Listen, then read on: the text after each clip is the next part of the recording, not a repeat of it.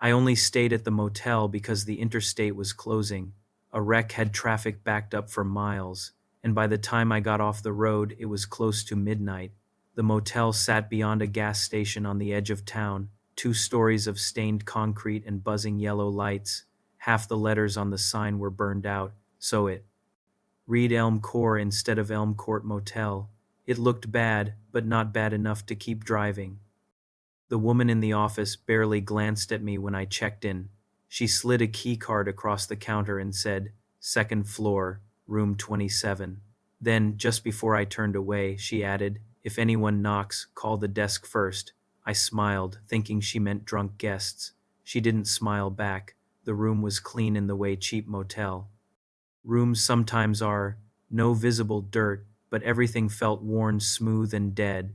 The bedspread was stiff. The air conditioner rattled. A lamp in the corner flickered every few seconds. Outside the window, the parking lot was nearly empty except for a red pickup with no front license plate.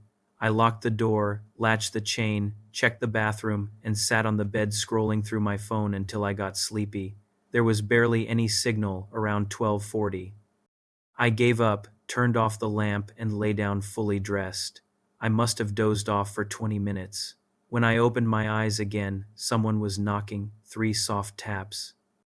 I lay still, waiting for them to move on. 3 more. The clock read 1:13 a.m. I got up quietly and looked through the peephole. A man stood outside. He was tall and thin, wearing a dark jacket and jeans. One hand hung at his side. The other was raised to knock again, gently, almost politely. The strange part was how still he stood. No shifting, no glancing around, no impatience. "Yeah?" I called through the door. He didn't answer. I looked again. He was still there, staring straight ahead. Then he smiled. It happened slowly enough that I stepped back from the door. Not a normal smile. It spread too wide and showed too many teeth, like he was forcing his face into the shape of one. "Can I help you?" I asked, louder this time. He leaned closer and said, in a calm voice, "You forgot to let me in." I froze. "I think you have the wrong room." "No," he said. "I watched you come in." I grabbed the room phone to call the desk. It rang and rang with no answer. I tried again. Nothing. When I looked through the peephole again, the man was gone. I stood there listening. Nothing. Finally, I told myself he'd wandered off. I checked the lock again and turned toward the bed. That was when something tapped lightly on the window. The curtains were shut, but the glass was only a few feet from the door. I stared at the fabric. As another tap came, then another, fingertips on glass. I was on the second floor. Slowly, I pulled the curtain back an inch. The man was outside the window, not standing, hanging there somehow, one hand gripping the metal frame between rooms, his face level with the glass. His head was tilted slightly, like he'd been listening for me. Even at that angle, the smile hadn't changed. I jerked backward and hit the dresser. By the time I looked again, he was gone. I ran to the door, cracked it open with the chain still on, and looked both ways down the walkway, empty. No footsteps on the stairs, no doors closing, just the hum of the ice machine downstairs. I shut the door and locked it again. Then I heard a scrape from under the bed, a dry little drag like cloth against carpet. I stood motionless. Another scrape. This time it came from directly beneath me. I moved without thinking. 1 second I was frozen, and the next I was in the bathroom with the door shut. My hand over my mouth, I stared at the gap beneath the door. Outside, the room was silent. Then footsteps crossed the carpet, slow, unhurried. They stopped outside the bathroom. A knuckle tapped lightly on the door, still awake. The man asked. His voice was soft, almost amused. I said nothing. He tapped again. "You shouldn't hide in there. There isn't another way out." I backed up until I hit the tub. Then I saw a second door at the far end of the bathroom, the kind some old motels have that connects to the next room. I hadn't noticed it before because it was painted the same color as the wall. I lunged for it, unlocked it, and pulled it open. It led into the next room, dark, empty, bed and maid, TV off. curtains open to the parking lot. I didn't stop to think about why it was unlocked. I just ran. I crossed that room, flung open the main door, and stumbled onto the walkway barefoot, clutching my keys and phone. I pounded on the next door, yelling for help. No answer. The next room was empty. The next one, too. The whole second floor felt deserted. Behind me, from inside my room, I heard the bathroom door creak open. I ran for the stairs. The office was dark. The open sign was off. The blinds were shut. I pounded on the glass, shouting, but no one came. The only light inside came from a television in the back, flickering blue against the wall. I turned toward the parking lot. The red pickup was parked directly behind my car now. I was sure it hadn't been there before. Its engine was off, but the driver's door was open. On the seat I could see a hammer and a coil of rope. Then a voice behind me said, "You're making this harder than it needs to be." I spun around. The strange man was standing at the bottom of the stairs. Up close, he looked older than I'd first thought, maybe 50 or 60. His face was gaunt and pale, his eyes sunk deep into his head. There was something wrong with the way he held himself, too stiff, like a mannequin posed to look human.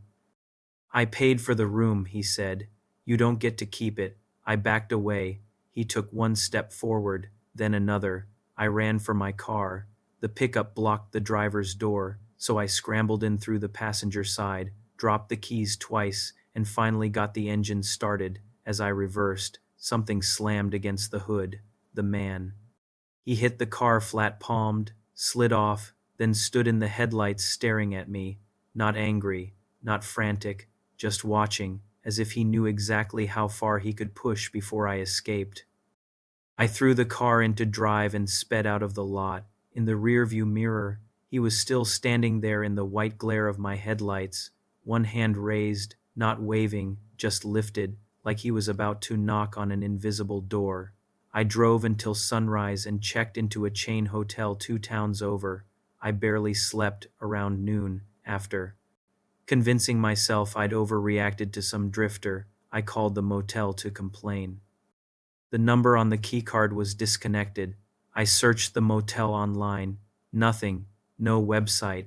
No listing. No reviews. So I called the county sheriff's office and asked if they knew the place. There was a pause. Then the dispatcher said, "Elm Court?" "Yes. That motel closed 8 years ago." I thought she meant under new ownership. "No," she said. "It's been boarded up since 2018. I gave her the highway exit, the gas station, the sign." Another pause.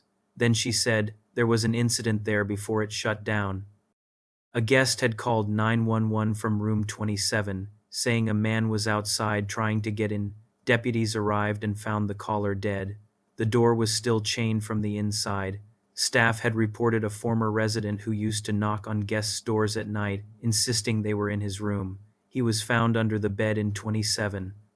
"After the murder," she said. My mouth went dry. "What happened to him?" "He died in county jail 2 weeks later. I still have the key card. There's no motel name on it, just room 27 written in black marker." A few months later, after I moved apartments, I found it in a box of socks. I know I never put it in. On the back, scratched so lightly I hadn't noticed before, were 6 words. "You forgot to let me in."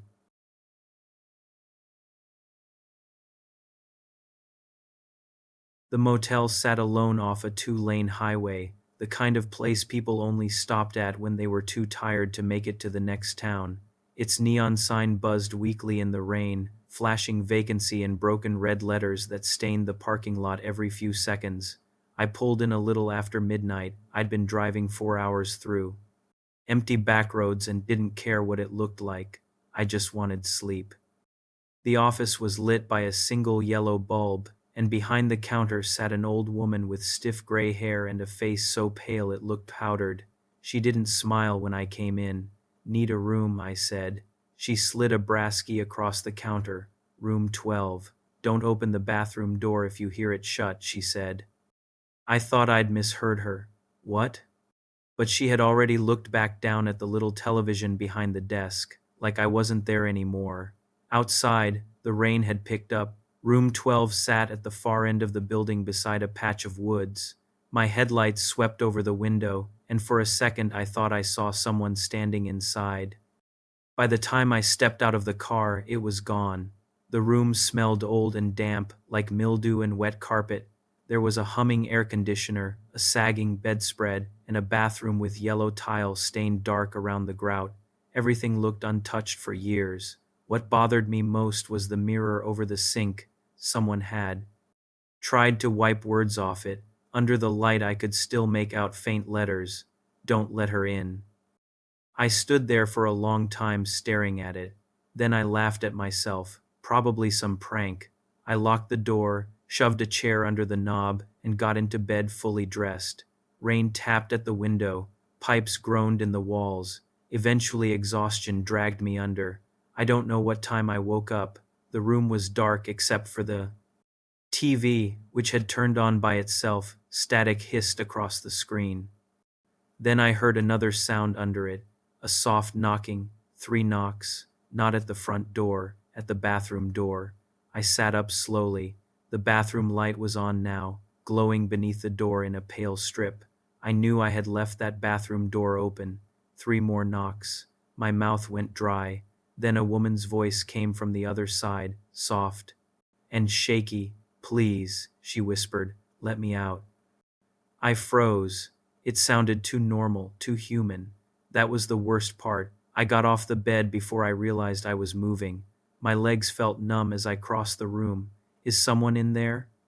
I asked. No answer. I stood inches from the door. Then, in a different voice, low and wet and full of pain, it said, "She's behind you."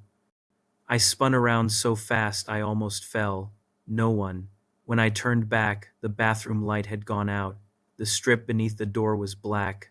I backed away and grabbed my car keys. I didn't care about my bag. I just wanted out. But when I pulled the chair away and opened the door, the parking lot looked wrong. My car was still there, but the lot seemed longer somehow, stretched into a darkness that didn't belong. All the motel rooms were dark except one near the office. Its curtains were open. A woman stood inside, facing me. She wore a white nightgown yellowed with age, and her hair hung over her face in wet clumps, one arm bent behind, her back at a wrong angle. She lifted one hand and tapped on the window. 3 knocks. I slammed my door shut. The TV static got louder until it sounded like whispering. The bathroom door creaked. Slowly, it began to open. The smell hit me first, rot, standing water, something sweet and spoiled. I backed into the wall as the door drifted wider. The bathroom light flickered on by itself. At first I saw nothing. Then I noticed the feet, bare feet, gray and swollen, standing just behind the toilet. A woman stepped into view. Her head tilted so far to one side it looked loose from her neck. One eye was dark with bruising, and her lips were split. Water dripped from the ends of her hair. She stared at me, not with anger, but terror. "He put me here," she said. Her voice came out broken, like water through a drain. She raised a shaking hand and pointed toward the wall behind the bed. Before I could react, the motel room door burst inward. The chair skidded across the carpet. A man stood in the doorway. At least, it looked like a man at first. He wore an old maintenance uniform with a name patch so rotted I couldn't read it. His skin was dark, with moldy stains, and one side of his face had caved inward like the bone beneath it had collapsed. His eyes were open too wide, pure white in the TV glow. He smiled at me. The ghost woman made a choking sound and stumbled backward into the bathroom. The thing in the doorway stepped inside. "Wrong room," it said. I ran. 1 second it was in front of me, and the next I was diving through the broken doorway into the rain. I slipped on the pavement, got up, and ran toward the office. Behind me I heard footsteps slapping wet concrete, slow and steady, never hurrying because it knew I had nowhere to go. The office door was locked. I pounded on the glass and screamed for help. Inside, the old woman was still sitting at the desk, watching me with a blank expression. "Open the door," I shouted. She shook her head once. Then she mouthed something through the glass. "You opened it." The footsteps stopped behind me. I turned. The parking lot was empty. Rain hammered the asphalt. The neon sign buzzed. Every room was dark now, including mine. When I looked back at the office window, the woman was gone. I spent the rest of the night locked in my car with the engine running until dawn. As soon as there was enough light, I got out and went back to the office. The motel was abandoned. The windows were boarded from the inside. The office door hung crooked on rusted hinges.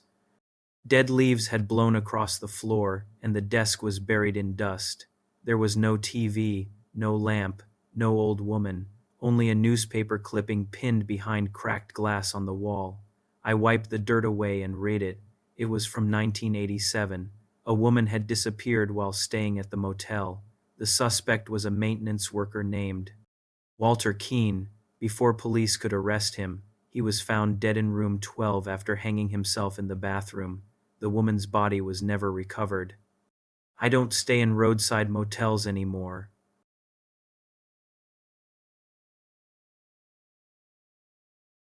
I saw the devil at a roadside motel in 1998, and I've spent years trying to explain it as anything else.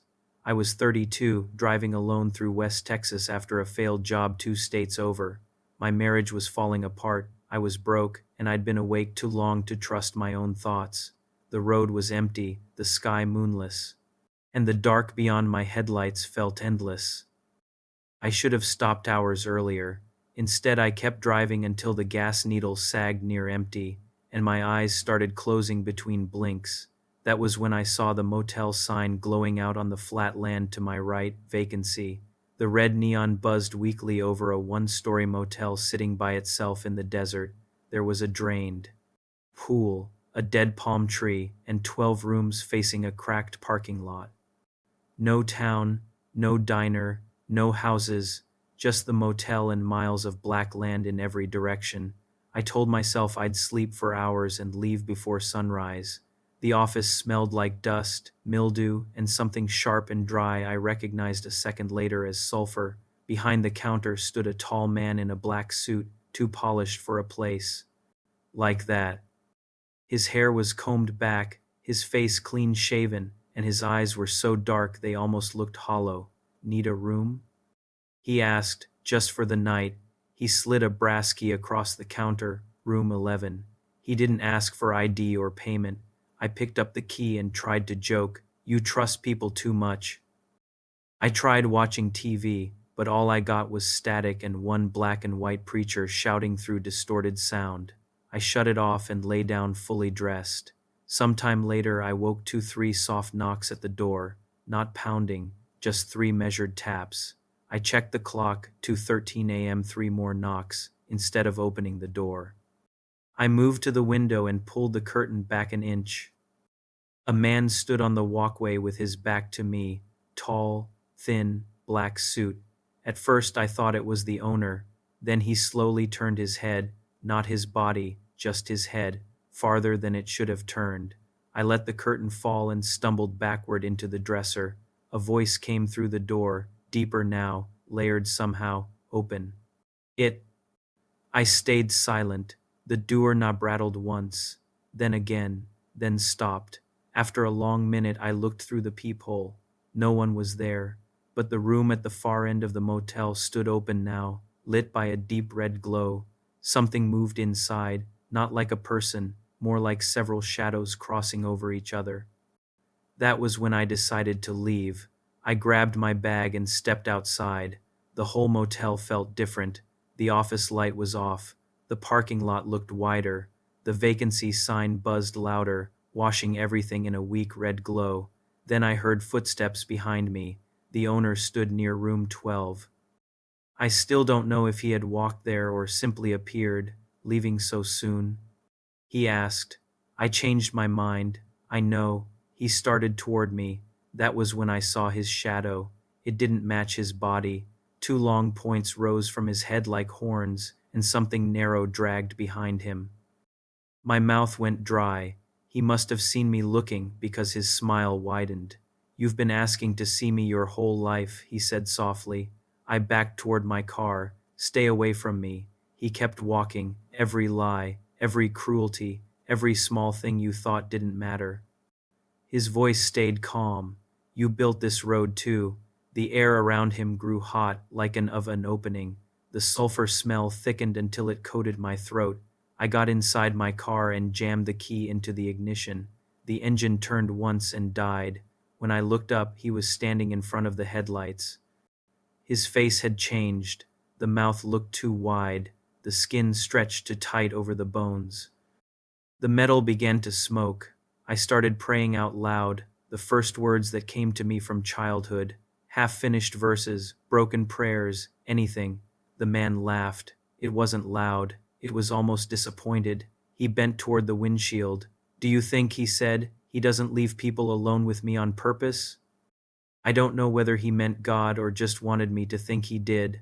I only know it shook me worse than anything. I turned the key again. The engine started. I slammed the car into drive and shot forward. I should have hit him. There was nothing. No impact. No body. Just a blast of heat and a smell like scorched meat. Then I was back on the highway. In the rearview mirror, the motel looked wrong. For a second it wasn't whole anymore. It looked burned out and blackened, its walls gutted by fire. Shapes standing in the empty doorways. Then the road curved and it vanished. I drove until dawn and found a gas station outside a town I never forgot. I stumbled inside and asked the clerk about a motel west of there with a pool and a vacancy sign. The older woman behind the counter stared at me for a long time, then reached under the register and pulled out a newspaper clipping. A motel fire had killed 9 people there in 1971. The owner vanished. The cause was never proven. One line in the article had been circled. Witnesses claimed they saw the owner standing inside the flames, unharmed. I set my room key on the counter. The brass was blackened, hot. The number 11 no longer looked right. It looked like 2 thin horns. The clerk wouldn't touch it. She told me to get rid of it and not to look in my rearview mirror until full daylight. I laughed then, because I still wanted the world to be sane. I stopped at a bridge an hour later and opened my hand to throw the key away. It was gone. Already pointing at the screen like he'd been waiting for me. I don't drive at night unless I have to now. I don't stop at lonely motels. I don't ignore the smell of sulfur. And when I see a red light glowing off by itself in the distance, I keep driving, because I still remember the way that man smiled, not like a monster, like someone patient, like someone certain I'd be back.